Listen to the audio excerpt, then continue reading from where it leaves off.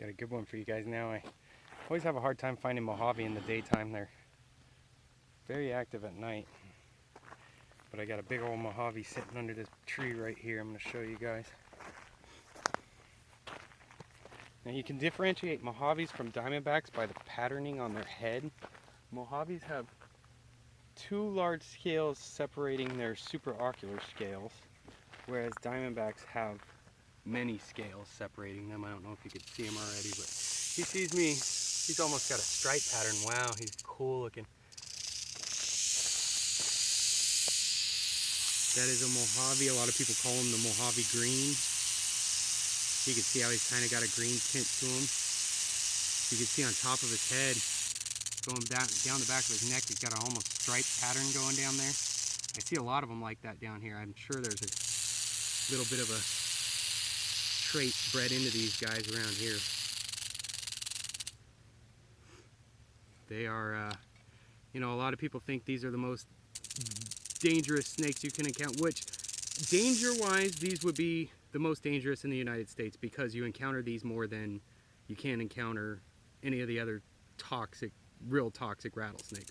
All rattlesnakes have a good toxin to them, but these guys have got a pretty strong toxin. It's both neurotoxic and hemotoxic, where it'll attack both your blood and your insides, your nervous system. They've got, you know, a mixture of almost rattlesnake and cobra venom in these guys. But honestly, the most toxic rattlesnake in the United States is the tiger rattlesnake. Drop for drop, they have much more potent venom than these guys do. They're actually 16th in the world, where these guys come in about 36. But they're very cool and awesome snake to see. I love Mojaves. You don't like the camera much, but I'm pausing this. I'm putting the camera in his face. He's not being aggressive, he's being defensive. He wants to make sure that I'm not going to eat him. He actually seems a little bit curious.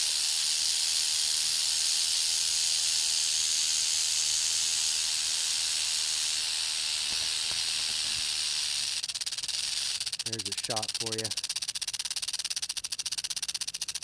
That's staring face to face with the Mohave rattlesnake. That is a wild Mojave rattlesnake. Looks like he's lost some of his rattles from going through all the desert out here, you know, getting caught in this or caught in that. And they'll whack it on rocks and stuff when, you know, if he's encountered other people and he's rattled at them. And good possibility he's broken the rattles on, you know, just rattling in the first place. He doesn't seem very amped to bite. Now that I say that, he's probably going to bite. You can see he's actually like following the camera a little bit. He's curious about it. He wants to know what's in his face, what's bothering him. But that is really cool. Mojave rattlesnake. Been having a hard time finding these guys this year. Look at that pattern.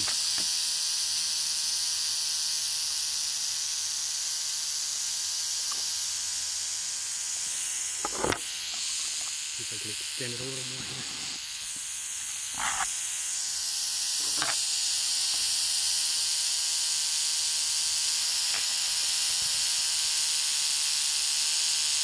That is up close and personal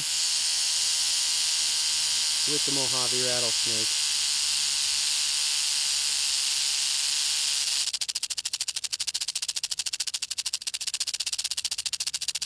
Very awesome. Love these guys. He's being very tolerant too. He's not striking the camera or anything. Usually these guys do have a little bit more of an anger issue. Although again, it's not really aggressive, it's defensive. If something giant was coming at you, are you going to let it take your life, or are you going to fight for it?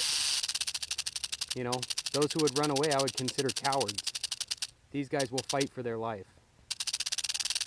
And you got to remember that being a snake, the only defense they have is to bite. They don't got hands to smack you with, no claws, no nothing like that. The only defense they have is to bite. And that is a way up close view of one of the most dangerous snakes in America. with a really cool pattern.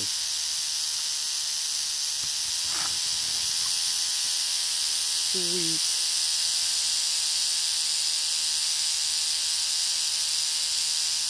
I really like this selfie stick. I've got my old HTC One M7 on it right now, and it does a very decent job of video as long as I can keep it still. And thank you to the commenter who told me to put it under the selfie stick instead of on top of the selfie stick. It does turns out much better for the stabilization of the video.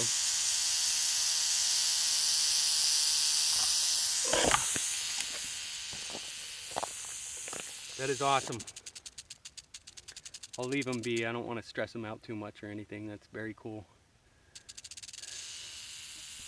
Hey, thanks, buddy.